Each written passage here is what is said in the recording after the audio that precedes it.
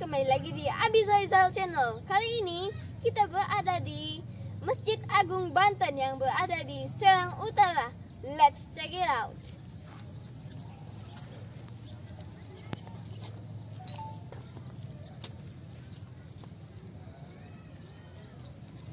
Lihat teman-teman, ada 8 paling terbalik tuh.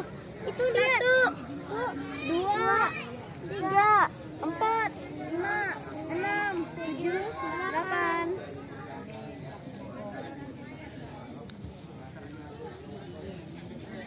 Wah, bagus ya.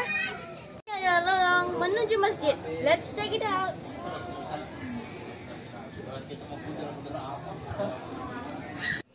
Masjid Agung Banten adalah salah satu masjid tertua di Indonesia yang penuh dengan nilai sejarah. Masjid ini dibangun pertama kali pada 1556 oleh Sultan Maulana Hasanuddin, Sultan pertama dari Kesultanan Banten. Ia adalah putra pertama dari Sunan Gunung Jati.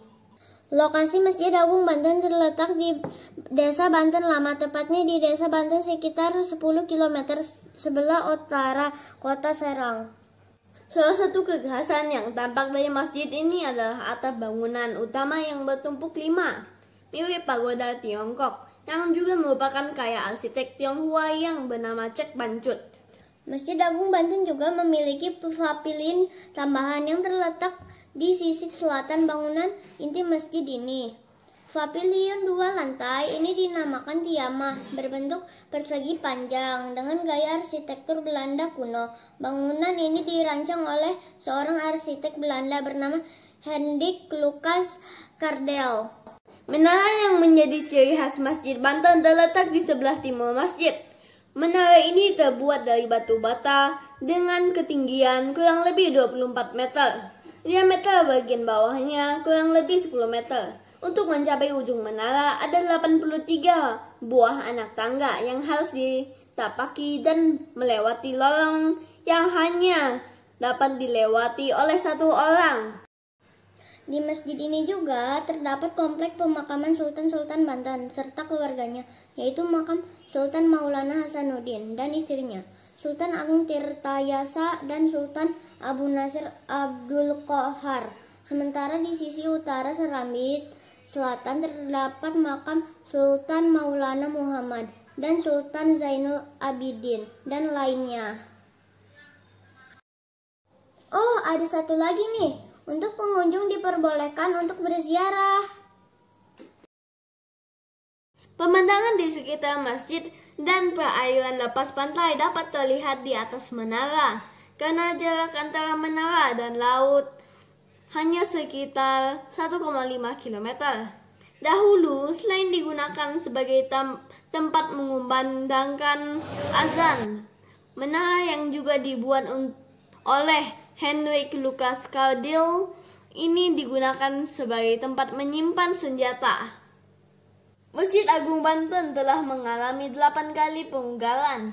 Pada tahun 1923 dilaksanakan pemugaran oleh Dinas Purbakala, dan tahun 1930 dilakukan penggantian tiang-tiang kayu yang rapuh. Pada tahun 1945, Tubagus Khotib selaku Residen Banten bersama masyarakat melaksanakan perbaikan atap cungkup penghubung di kompleks pemakaman utara. Pemugaran menara masjid dilakukan tahun 1966 atau 1967 oleh Dinas Purbakala. Lalu Korem 064 Maulana Yusuf memperbaiki bagian Eternit langit-langit pada tahun 1969. Serambi bagian timur dipugar pada tahun 1970 dengan dana dari Yayasan Quran.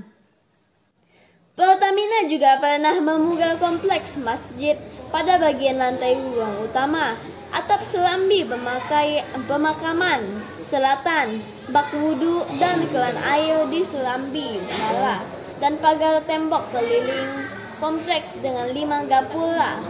Dan di depan bangunan masjid terdapat kolam yang digunakan untuk berwudhu. Tetapi sekarang masyarakat jarang memakai kolam ini untuk berwudhu.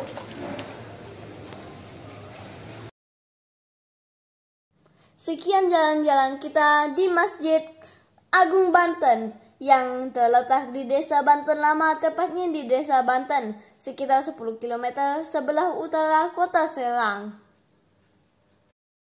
Sampai jumpa di jalan-jalan berikutnya. Kita akan ke Masjid Asmaul Husna Gading Serpong. Jangan lupa like, comment, and share video ini dan subscribe. Dah.